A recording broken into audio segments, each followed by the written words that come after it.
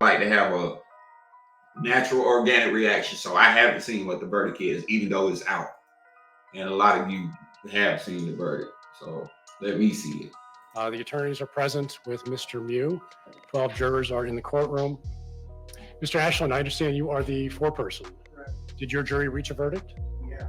Did you reach a verdict on each of the 6 counts? Yes, we did. Okay, please hand the verdict forms to the bailiff.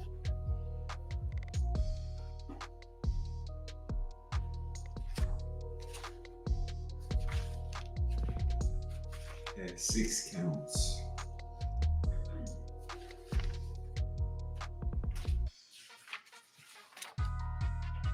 That's a lot of flipping. Verdicts read as follows. As to count 1 of the information, Isaac Schumann, the jury finds Nicolae Miu guilty of first-degree reckless homicide as submitted. Question, did Mr. Miu commit the crime while using a dangerous weapon? Answer, yes. As to count 2 of the information, Alexander Martin, the jury finds Nicolae Miu guilty of first-degree recklessly endangering safety as submitted.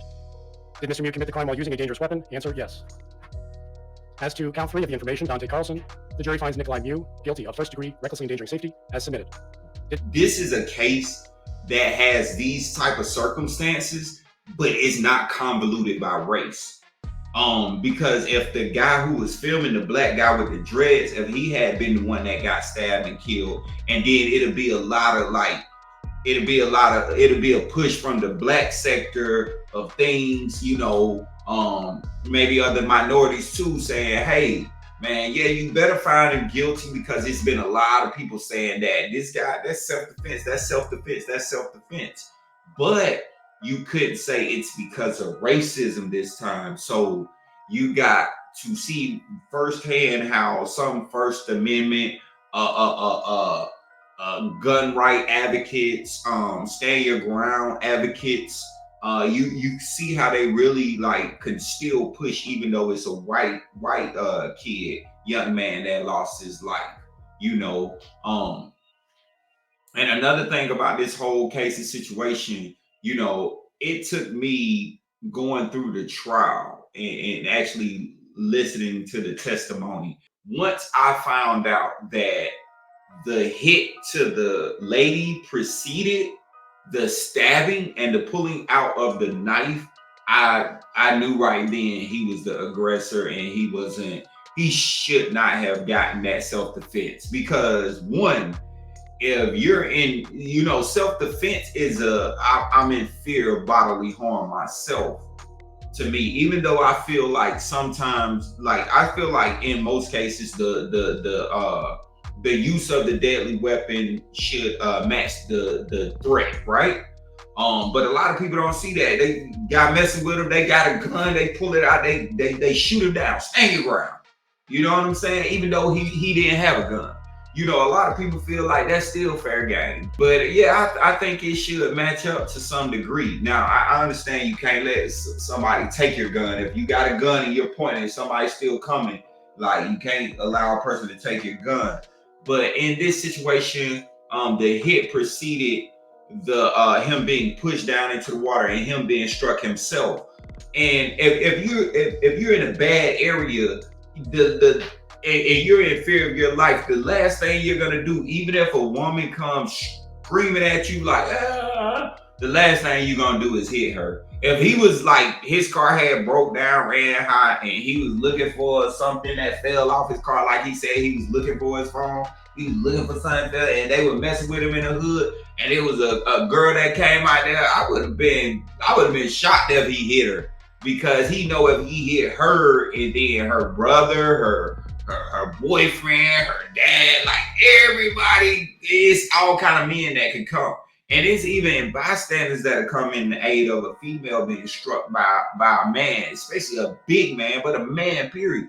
So if you want to de-escalate a situation that even has you irritated, because I do get the fact that he was it was an irritant and all of this and that, even though he came and he shoved there too, looking for his phone and everything like that. But I still get the crowding, but the level of force. And then, like I said in the earlier video, he pulled out the knife like a ninja.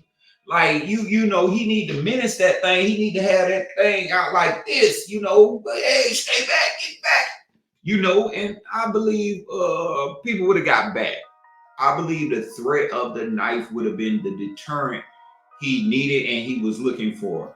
But no, I think he was kind of mad that Ralph was in the way. His phone was in there. They came up said it don't matter. You need to get on, and he got mad. He got mad.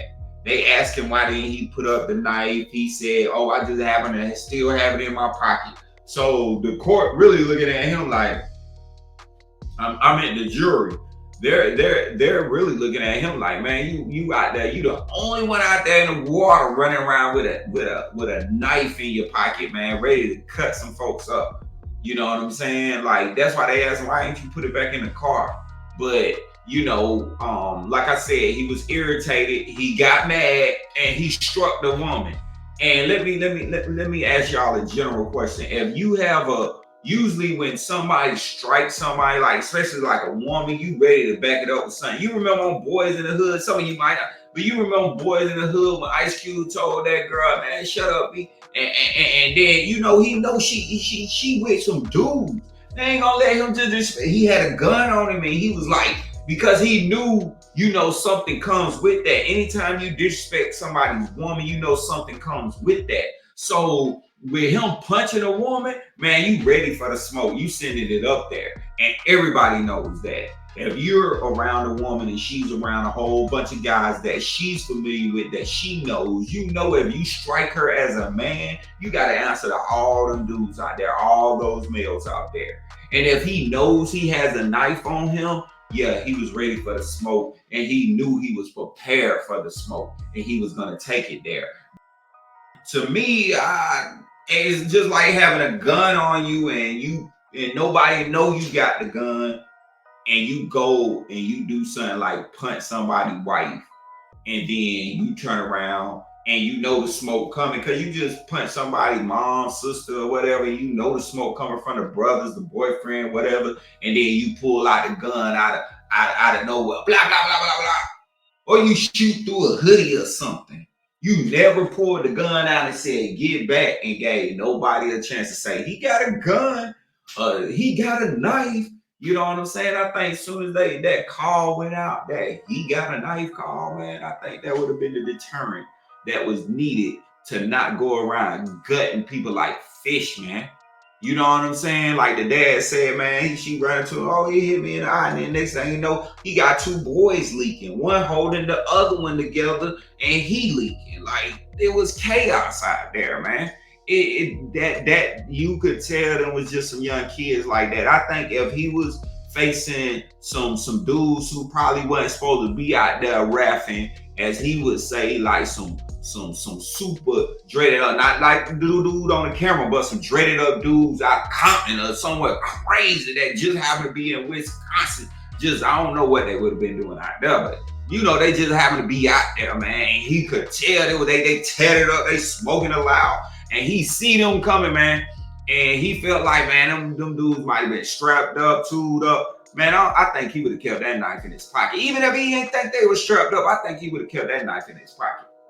I think so. Because he would have stabbed one of them. It would have been like they wouldn't have stopped, till they got him up out that knife. And I don't see that so many times. Knife, the greatest threat of a knife is in stealth. It's a sneaky attack weapon. That's usually where it's most dangerous at, from a point of unseen danger, but somebody coming at you with the knife, although that is a deadly threat, it's just like, if you see it, you have a chance to adjust to it. And I've seen knives take it from people, like by the right people, but the black guy, he saw the punch. His camera was just in another way, but his camera caught the action of what happened after the punch. So it caught what transpired after the punch. So when he was pushed down, when he was hit, this is in retaliation to something. The punch, at first, with just looking at how the video looked, it looked like he was just first hazed and all of this, and then accosted, man. Just pushed down and just hit like that, man. Like he was just assaulted, man. But that wasn't the case, man. That wasn't the case. He had hit that lady. he had hit that lady, so he was up for the smoke. And I believe that was the key determining factor for the jury to reach such a verdict of guilty on all counts. But let me know what you guys think. Do you guys think the verdict was fair? And do you agree with the verdict? And who's up to discuss? Like, comment, and subscribe. We out.